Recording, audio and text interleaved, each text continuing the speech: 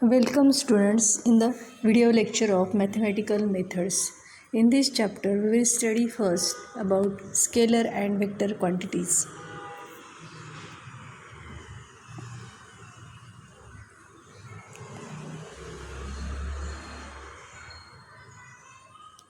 In the first chapters units and measurements we have studied. Let us discuss the chapter mathematical methods. In this chapter we will first discuss about physical quantities, scalars and vectors. In the first chapter, units and measurement, we have studied some physical quantities like mass, temperature, current, density, volume, displacement, velocity, acceleration, force, and many more quantities. Out of these quantities, some quantities like mass, temperature, they are described by only magnitude. They does not need direction for their description, and we express them only in magnitude. Such quantities which has magnitude only or which can be expressed in magnitude only are known as scalar quantities, and some quantities which require magnitude as well as direction for their description are known as the vector quantities. Vector quantities are, for example, force, acceleration, velocity, displacement. These are some vector quantities.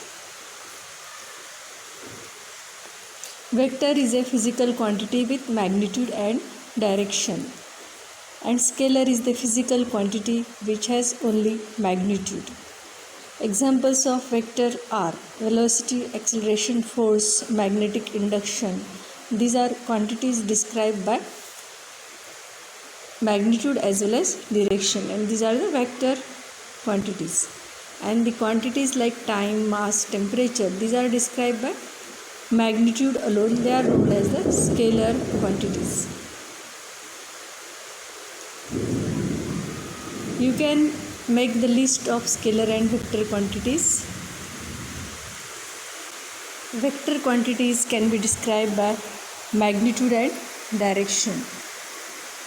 Let us consider a graph paper. On the graph paper, let us show the displacement. Suppose the object is moving from one point to the another point. Every point has coordinates xy, so we can represent any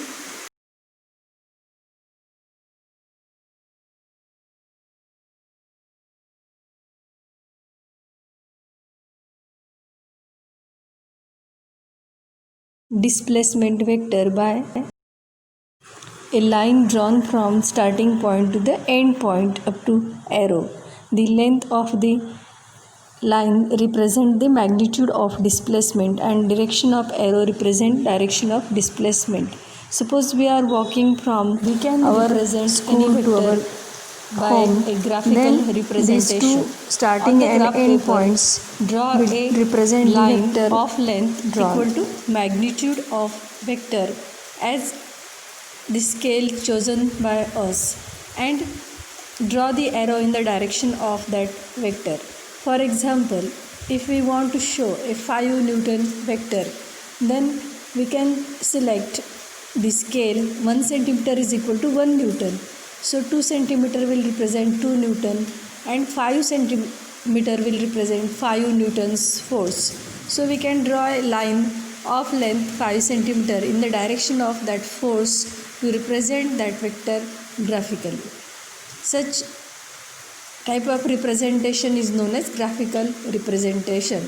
In any vector, we can select the starting point and end point and the coordinates of the end points, xy coordinates of that end points, and we can draw a line with arrow to represent that vector.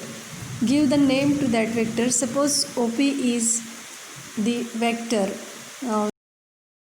then vector OP will represent that vector of 5 Newton. Like this, you can represent any vector by selecting the scale. If drawn as OP, vector A and B have equal magnitude and same direction, then they are known as the equal vectors.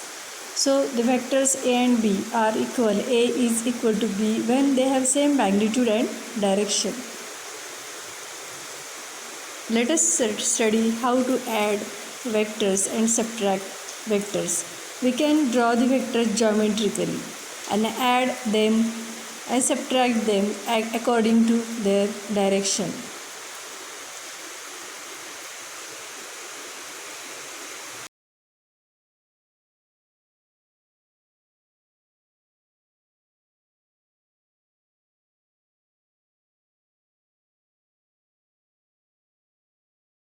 For example, we travel 8 km east on the first day and 6 km east on the second day. Then the total displacement is found using the addition.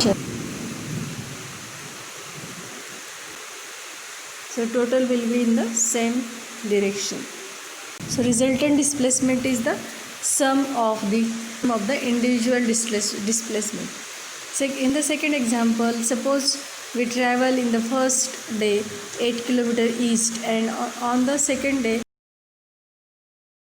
as the east and west are opposite direction, east is considered positive, so 8 km minus 6 km west. Suppose we travel 8 km east on the first day and 6 km west on the second day. Then as both directions are same, 8 km minus 6 km will be 2 km distance in the east is travelled. Total displacement is also called resultant displacement. It is sum of displacements in the same direction. See here, if we travel 8 km in the east and then 6 km in the east, then total resultant displacement is 8 plus 6, that is 14 km. And if we travel 8 km in the east and 6 km in the west, then total displacement is 8 minus 6 is equal to 2 km.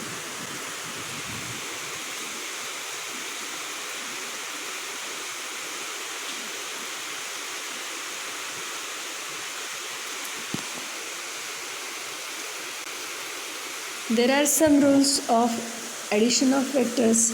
First rule is the law of triangular of vector addition. If we represent the two sides of triangle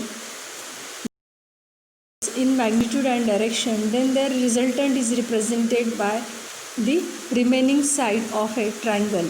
Hence, V is equal to V1 plus V2. That's two vectors. Suppose we want to add three vectors V1, V2 and V3.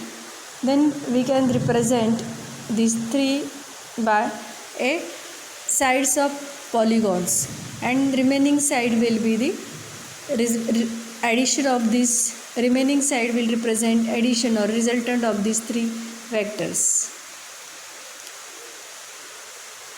similar to the law of triangular vector addition.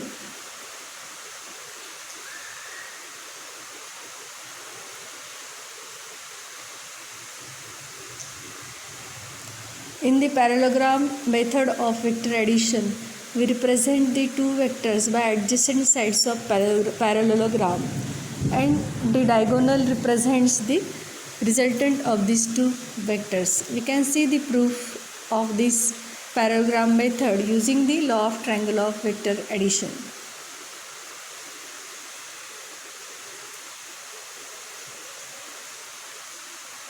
We can subtract vectors also.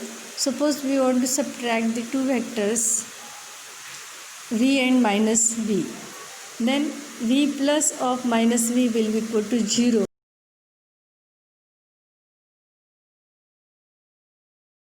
Suppose the vectors are given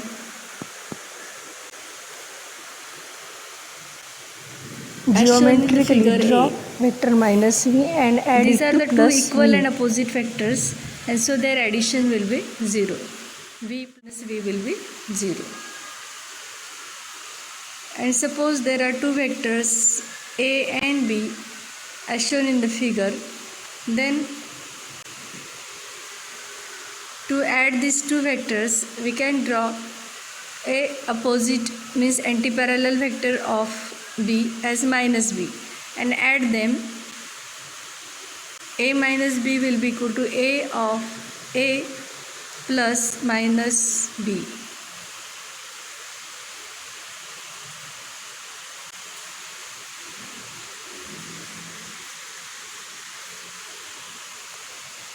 Using law of triangle of vector addition, if you represent the vector a and minus b as the adjacent sides of triangle taken in the order, arrow is in the order, then the remaining side will represent the resultant vector, that is addition of these two vectors a and minus b as a minus b.